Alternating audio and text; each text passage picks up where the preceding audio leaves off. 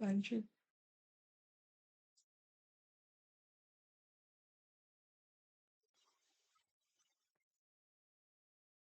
Hello everyone, this is Group 3 and we're going to present evolution of labor economics.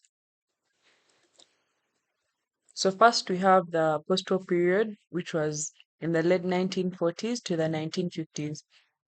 So here we see that after World War II, the world was rebuilding and economists and governments, they paid close attention to jobs, working conditions, wages, and then thereafter labor economics started to grow like as a field of study. Here we can see some features like emphasis on employment, wage setting, and labor market institutions. Here, people studied how people get jobs, how organizations like unions, employers, and governments influence the job market, and also how wages were decided. Then we go to concern with full employment, collective bargaining, and labor unions. Here, the main goal was to make sure almost everyone had a job. And then also unions became a huge topic because they had power to affect wages and also job stability. Then some of the influences we have like people who shaped these ideas, like John Keynes. He wasn't really a labor economist, but his ideas were really important. He said unemployment is usually caused by low demand and that most of the government should spend more during recessions to create jobs. Then we also see other institutional economics like John R. Commons and Clark Carr, who helped shape economics within institutional analysis, focusing on labor markets as social frameworks, such as labor unions. So here they looked at the labor markets as more than just numbers because they saw it as a social system shaped by rules, laws, and traditions. For example, job outcomes depend not just on skills, but also on unions, company policies, and contracts. Then milestones, we have the growth of industrial relations. And here, economists realize that not all workers are treated the same. They were treated unfairly, basically. And then also some have access to stable or let's say well-paying jobs, while others are stuck in low wages, insecure jobs, and others. So this theory basically showed that labor market is divided into segments, and not everyone has the same opportunities.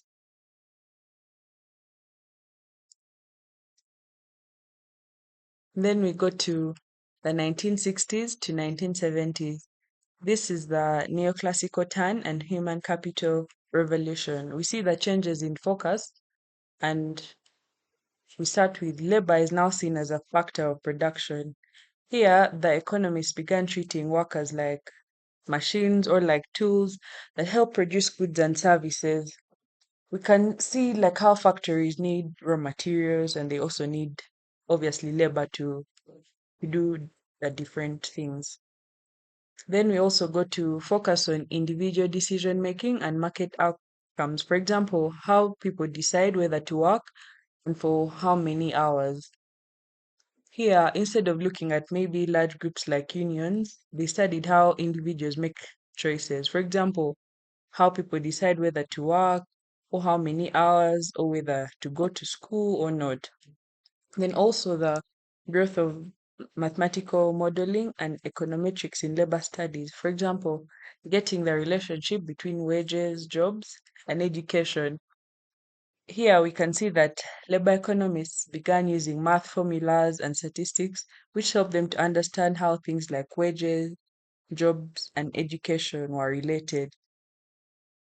Then we go to the influential economists and theories. Here we can start with Gary Becker. He suggests that workers invest in education and training like firms invest in capital. For example, one becomes more valuable to employers when they learn certain skills. So here he said that Education and training are like investments, just like the way you can go and buy a machine. When people go to school or learn skills, they become more valuable to employers and they can earn higher wages.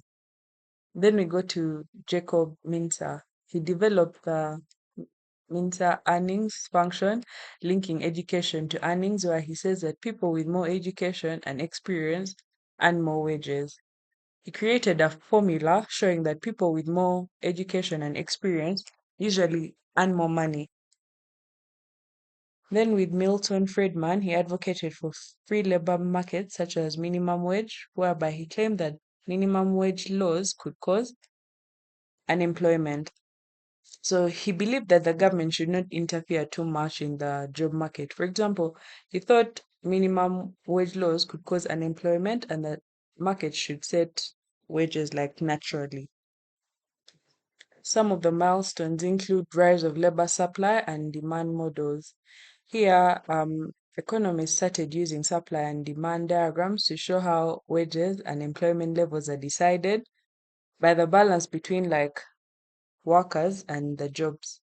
Then we also see how studies on returns to education and occupational choice, for example, like being a doctor versus being a driver.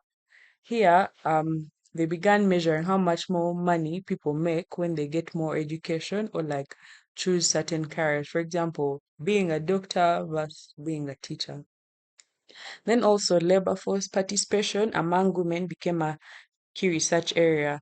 We can see that more women were joining the workforce during the time. So economy studies why women work more, how many hours, what affects their wages. It could be education, could be childcare, or social expectations.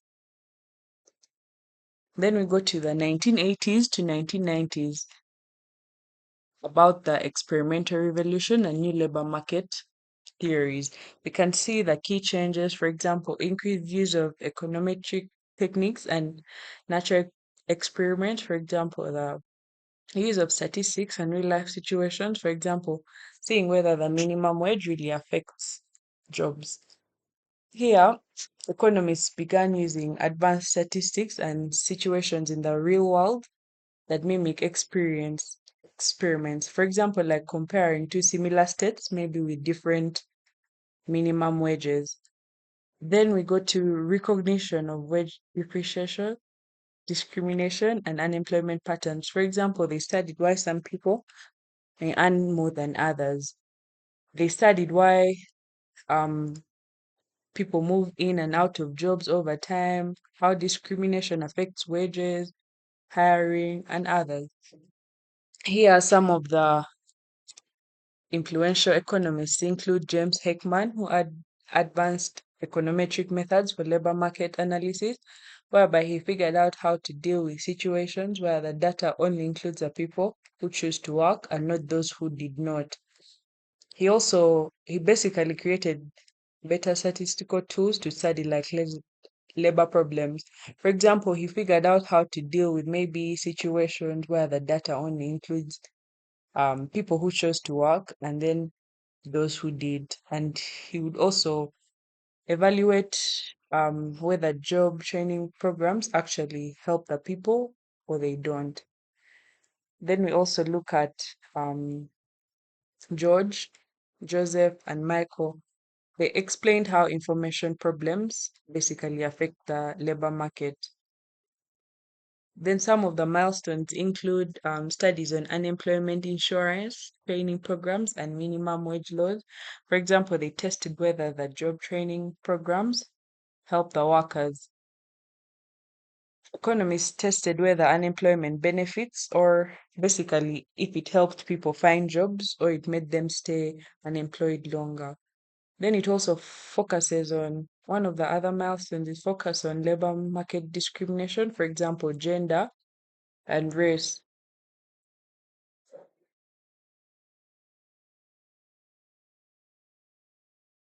Then we go to 2000 to the present. Under this is globalization, technology, and behavior insights. Here, the futures. Before I go to the futures, maybe I can give a brief introduction. In the recent years, we can see the many different big global changes like international trade, technology like AI, different job types have uh, really affected how we work and how labor economics works. Some of the features include impact of globalization and trade on jobs and wages. For example, how economists study how globalization affects local workers. Here, economists study how trading with other countries can affect local workers. For example, when companies, let's say, move factories abroad, some local workers lose jobs or will face lower wages. Then we also see that technical changes, for example, especially automation and AI, as key focuses reshaping labor demand.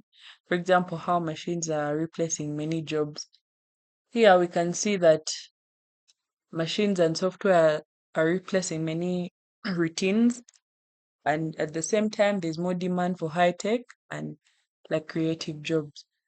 Then we also go to gig economy or remote work and non-standard employment arrangements. For example, nowadays people do not work with a fixed salary or contracts. For example, we can see the Uber, how it works. Here, many people now work with a fixed salary, and economists now study how these work styles affect like income, job security, and yeah, the benefits. Then some of the influential economists include Darren, who focus on the impact of technology on inequality and employment. Studies how technology, for example, like AI or robots, maybe affects inequality and jobs. For example, why some workers lose out while others may benefit in a particular job. Then we also see Lawrence Katz and Claudia work on inequality, gender, and labor history. For example, women's role in workplaces have changed. And here they basically study about inequality, gender gaps, and labor history, like how maybe women's role in the workplaces have changed and why wage gaps still exist. Some of the milestones include integration of behavioral economics into labor, studying how real human behavior affects job search and wage settings. Here, economists explore new ideas like giving people a guaranteed income, whether they work or not. They also study why some workers' wages haven't gone up in years and why some people stay poor even when they are still working like full time. Then there's also increased attention to labor markets in developing countries. More attention is now given to how people find work or get paid or how they survive in like the poor countries. Yeah.